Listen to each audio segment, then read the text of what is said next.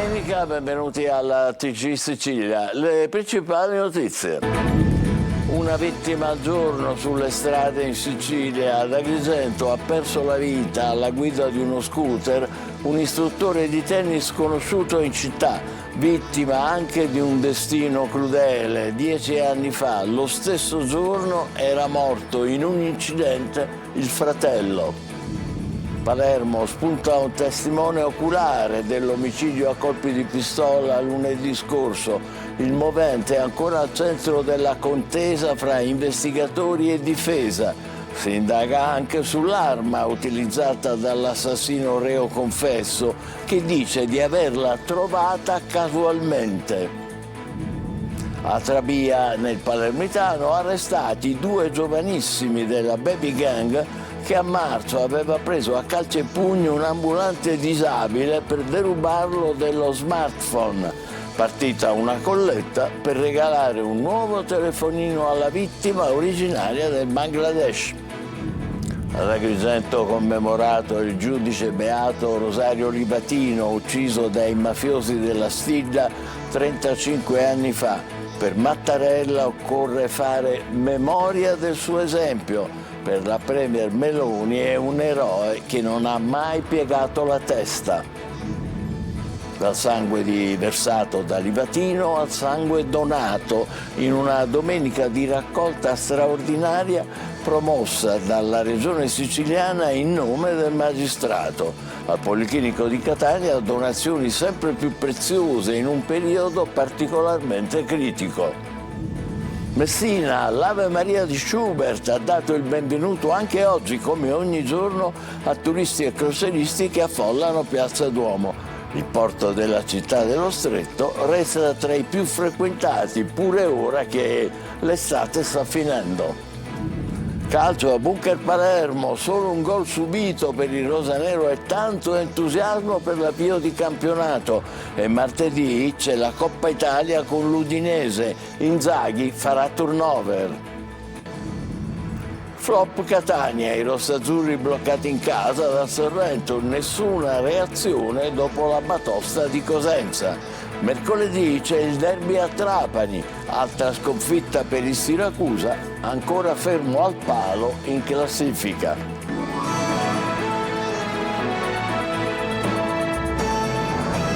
Bentrovati, purtroppo siamo a un morto al giorno sulle strade in Sicilia. Ad Agrigento questa volta ha perso la vita mentre era alla guida di uno scooter un istruttore di tennis e di paddle molto conosciuto in città. Un destino crudele il suo. 10 anni fa, lo stesso giorno, era morto il fratello, ancora in un incidente. Davide Sardo. Fine settimana di sangue sulle strade agrigentine. Un sabato segnato ieri mattina dalla morte di Vincenzo Zangali, 72 anni, investito mentre si trovava fermo in auto sul ciglio della strada. E in serata dal tragico incidente costato la vita a Marco Chiaramonti. La tragedia è avvenuta lungo il viale Emporium all'ingresso di San Leone. Chiaramonti, istruttore di tennis e padel molto conosciuto in città, stava viaggiando in sella al suo scooter quando, forse a causa di una buca sull'asfalto, ha perso il controllo del mezzo.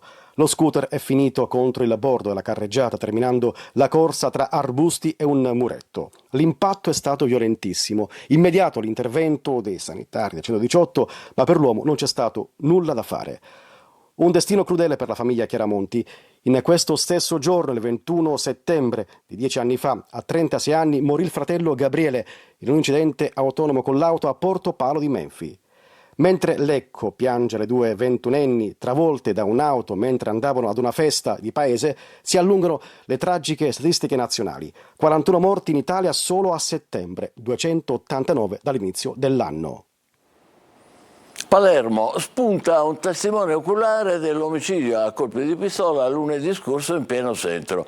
Il movente ancora al centro della contesa fra investigatori e difesa e si indaga anche sull'arma utilizzata dall'assassino, che è il reo confesso e il quale dice di averla trovata casualmente. Manlio Viola. Non solo le telecamere di sicurezza e quelle del traffico, c'è anche un testimone oculare dell'omicidio di Stefano Gaglio, l'uomo di 39 anni assassinato lunedì scorso con 4 colpi di pistola alla schiena in pieno centro a Palermo. La vittima stava entrando nel magazzino della farmacia del Sacro Cuore per prendere servizio fra via Oberdan e piazza Principe di Camporreale. Il testimone invece stava parcheggiando e mentre cercava di mettere la moto sul cavalletto ha assistito all'azione decisa e fulminea dell'assassino reconfesso Giuseppe Cangemi, che estraeva la pistola, sparava a Gaglio, rimetteva l'arma in tasca per poi prendere lo scooter e fuggire. È stato lui, il testimone, a entrare in farmacia correndo per dare l'allarme. Gli investigatori poi hanno raccolto anche la testimonianza del portiere di uno stabile vicino che non ha assistito al delitto ma ha visto Cangemi aggirarsi in zona già poco prima delle 8:30 ed ha sentito gli spari intorno alle 9. L'assassino reo confesso resta in carcere mentre la difesa ha chiesto invece la scarcerazione e l'affido in una struttura sanitaria per i problemi mentali di Cangemi. Ma per il GIP la storia sarebbe da ricondurre invece alle liti per la casa di famiglia di via Nicolò Cervello alla Calza e non a un raptus legato alla schizofrenia. Infine, indagini in corso sulla pistola. Cangemi dice di averla trovata in un cestino dei rifiuti mentre lo stava svuotando, ma per gli inquirenti questa versione è poco credibile. A Trabia, nel Palermitano, arrestati 2 giovanissimi di una baby gang che a marzo ha colpito a calci e pugni un ambulante disabile per derubarlo dello smartphone. Ed è partita nel frattempo una colletta per regalare un nuovo telefonino alla vittima, che è originaria del Bangladesh. Emanuela Corsi.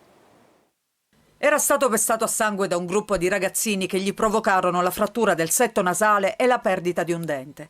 Un episodio di ingiustificata violenza avvenuto lo scorso marzo che lasciò sgomenta l'intera comunità di Trabia, nel Palermitano, anche perché la vittima, un venditore ambulante originario del Bangladesh, è disabile. 2 componenti della gang, composta da 5 ragazzi, sono stati arrestati dai carabinieri di Termini Imerese per rapina pluriaggravata e lesioni personali aggravate in concorso. Hanno 16 e 17 anni. E su disposizione del Tribunale per i minorenni sono stati condotti al Malaspina di Palermo. Per lo stesso episodio, poche settimane fa, era stato arrestato anche un 19enne posto ai domiciliari con braccialetto elettronico. La violenza era avvenuta vicino alla stazione di Trabia. Il gruppo aveva preso di mira il povero ambulante, pestato a sangue con calci e pugni al volto e derubato del cellulare. Decisiva per la ricostruzione delle fasi dell'aggressione è stata l'analisi delle immagini di videosorveglianza presenti nel comune che hanno consentito l'individuazione e l'identificazione dei giovani. Una storia che ha commosso tutti, anche i militari del reparto territoriale di Termini Imerese e della stazione di Trabia, che hanno organizzato una colletta e regalato un nuovo telefonino all'uomo per consentirgli di tornare a comunicare con i propri familiari rimasti nel paese d'origine. A Palermo, truffa con la mail del TAR.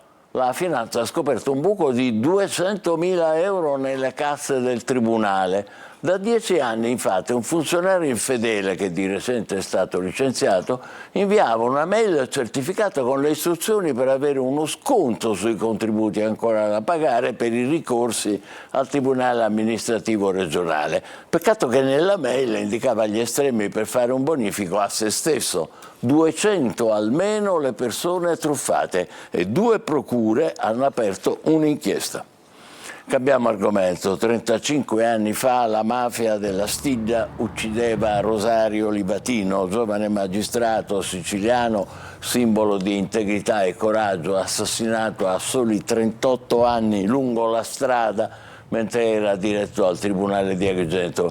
Livatino è stato ribattezzato il giudice ragazzino per la sua giovane età e la freschezza del suo approccio professionale e al tempo stesso umano. State vedendo le immagini della commemorazione sul luogo del delitto stamane. Dal 2021 Livatino è stato proclamato beato. Oggi la commemorazione nel luogo dell'eccidio e lo ha ricordato anche il capo dello Stato Mattarella, che ha parlato di autentico testimone dei valori della Repubblica. Occorre fare memoria, dice il capo dello Stato, del suo esempio.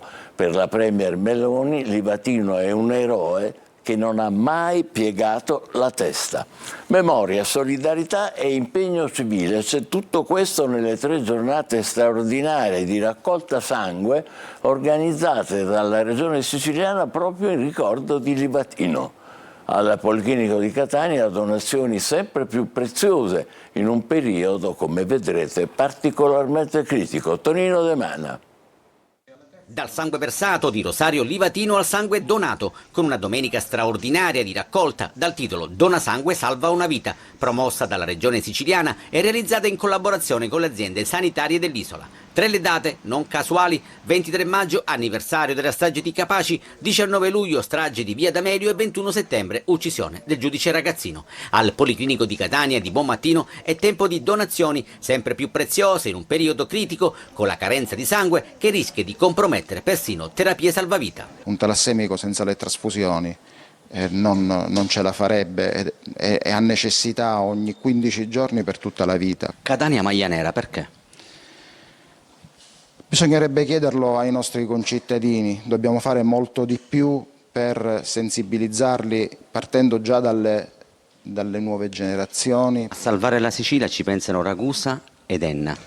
Sì, sono loro le province che ci supportano e sono tra le province che raccolgono di più. Ragusa è un'eccellenza a livello internazionale.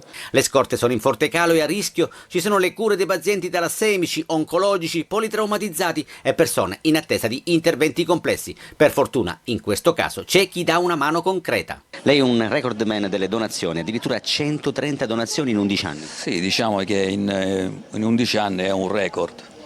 Persone che li fanno in una vita, io l'ho fatto in 11 anni. E donare fa bene alla salute. Fa bene all'organismo perché il midollo viene stimolato e viene rigenerato anche tutto il sangue. I donatori avranno accesso ai controlli sanitari gratuiti come l'elettrocardiogramma annuale e porteranno con sé la consapevolezza di poter salvare una vita. E allora, forza Catania, e restiamo in città dove saranno abbattuti i silos del porto da oltre 65 anni all'interno dell'infrastruttura. Nel 2015 sono stati oggetto di una riqualificazione artistica con numerose installazioni di street art che avevano attratto in città l'interesse della cultura internazionale. Adesso la decisione di abbatterli. Luca Ciliberti.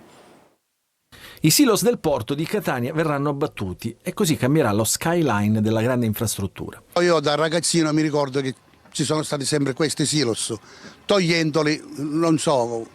Secondo me no, perché sono cose antiche, cose tradizionali, cioè cose del porto, e secondo me no. No, quello non si toccano. Perché? È perché è un simbolo del porto. A livello coreografico, nì. Forse come visuale sì. Ni perché? Ni perché da quando sono stati fatti i disegni potrebbe avere un impatto visivo positivo. Scade la concessione demaniale e la società Granari Siciliani non ha intenzione di rinnovarla perché alla luce dei trend del traffico e visto gli ingenti lavori di manutenzione a causa dell'invecchiamento, la ditta preferisce abbattere le strutture. I lavori verranno eseguiti in 112 giorni. La notizia ha generato un dibattito in città tra chi pensa che si tratti di un conglomerato industriale di basso valore e tra chi invece ne sottolinea il valore artistico e la presenza di numerose opere di street art di pregio. I privati non hanno più intenzione di mantenerla e vabbè, ci sta, nessuno può obbligarli.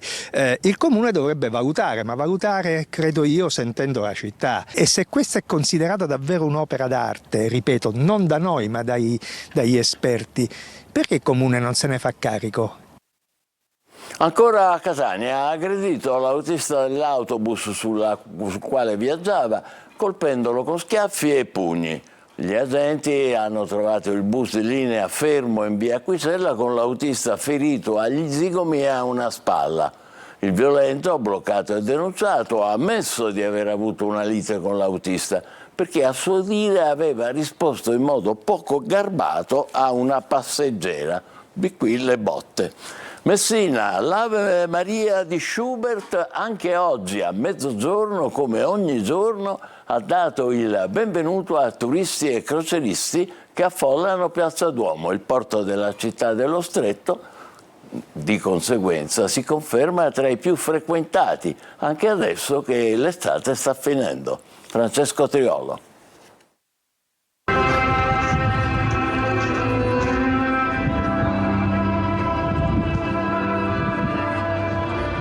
L'Ave Maria di Schubert ogni giorno alle 12 in punto dà il benvenuto a turisti e croceristi che affollano Piazza Duomo a Messina. L'orologio astronomico del campanile è considerato il più grande e complesso al mondo. Qui tutti col naso all'insù, telefonino in mano. Sono migliaia i turisti che arrivano in città con le grandi navi e il porto dello Stretto tra settembre ed ottobre registrerà il più alto numero di attracchi di grandi navi dell'anno, un porto in crescita, come testimoniato dai numeri. Messina nel 2025 farà registrare 253 scali con un incremento rispetto all'anno precedente dell'11,5% per un totale di passeggeri calcolati a pieno carico di oltre 770.000, il 25% in più rispetto al 2024. E quest'anno la città dello Stretto dovrebbe assestarsi fra il sesto e il settimo porto a livello nazionale per crociere. Il trend dei numeri del crocierismo sullo Stretto è in crescita e le previsioni sono positive anche per i prossimi anni, come testimoniato durante la Sea Trade Europe, la fiera internazionale che si tiene ogni anno ad Amburgo, irrinunciabile per gli addetti del settore. Complimenti quindi a Messina anche per questi traguardi. Andiamo a Pantelleria, dove è a rischio la raccolta dei capperi, che sono tipici dell'isola, per mancanza di manodopera. È un problema che assilla i produttori anno dopo anno. Laura Spanò. I capperi di Pantelleria sono tra i prodotti più pregiati della gastronomia italiana, noti in tutto il mondo per il loro aroma intenso e inconfondibile. La produzione di questo piccolo bocciolo però rischia di ridursi drasticamente a causa della mancanza di manodopera. Anche quest'anno c'è stato l'allarme per trovare raccoglitori tra giugno e agosto.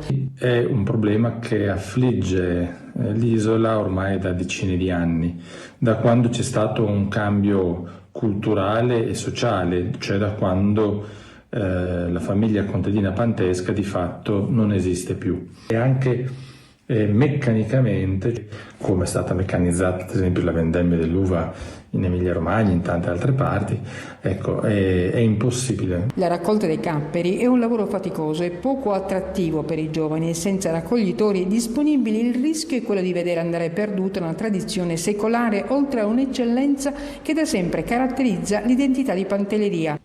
Estremamente impegnativa, per cui magari a parità di retribuzione si trovano lavori più semplici. La conseguenza è che una parte del raccolto rischia di restare appesa alla pianta, con inevitabili danni economici per le aziende e un impatto diretto sulla disponibilità futura di capperi certificati IGP. E sull'isola da tempo, grazie alla lungimiranza di Gabriele Lasagna, è nato anche un piccolo museo che celebra questo bocciolo e che rappresenta una fonte di reddito fondamentale per la comunità locale.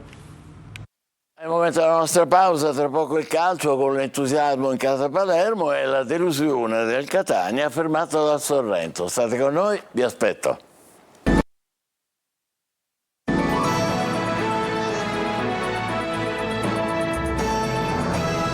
Dopo la vittoria sul Bari in campionato, il Palermo adesso si concentra sul match di martedì in Coppa Italia a Udine. Inzaghi farà turnover in vista anche del campionato. Marco Cullà.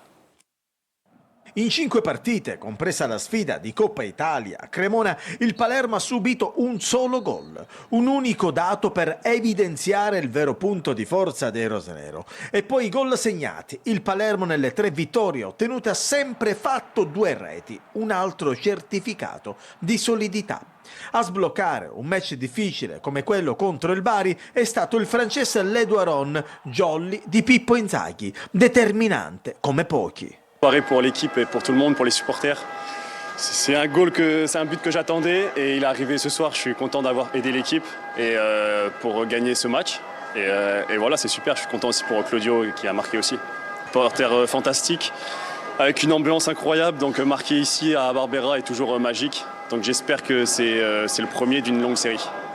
Rosanero già a lavoro per la partita di martedì a Udine in Coppa Italia. La banda di Inzaghi non vuole stonare nemmeno contro un avversario di Serie A che ieri sera ha perso 0-3 contro il Milan. Probabile che possa scattare la prima convocazione per Beresischi, arrivato ufficialmente ieri.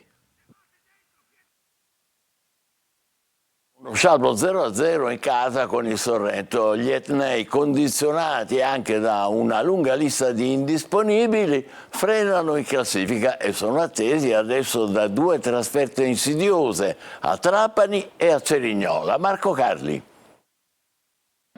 Inoffensivi, privi di reazione, incapaci di scardinare una difesa, quella del Sorrento, che è apparso un muro insormontabile. Se non si può vincere meglio non perdere, diceva un vecchio adagio, però è veramente troppo poco quello che il Catania ha fatto vedere al Massimino. Vogliamo gente che lotta, urla la Nord a fine partita, un refrain già ascoltato in questi anni, tutti nel mirino, tecnico compreso. Dopo l'ottimo avvio questa decisa flessione era in attesa, incidono anche i tanti infortunati o acciaccati a cui per la partita con i campani si è aggiunto anche Donnarumma. Ha un'infiammazione al tendine, non l'abbiamo voluto rischiare. In questo momento ci dobbiamo prendere meno rischi e trovare più soluzioni. Le condizioni degli indisponibili sono date in miglioramento, anche se nessuno dovrebbe esserci per Trapani. Il solo Donnarumma potrebbe riaffacciarsi anche in campo, ma bisognerà valutare nei prossimi giorni. Della partita c'è poco da raccontare e anche questo, a ben guardare, rappresenta una delusione. Alla fine a rischiare di più è stato il Catania.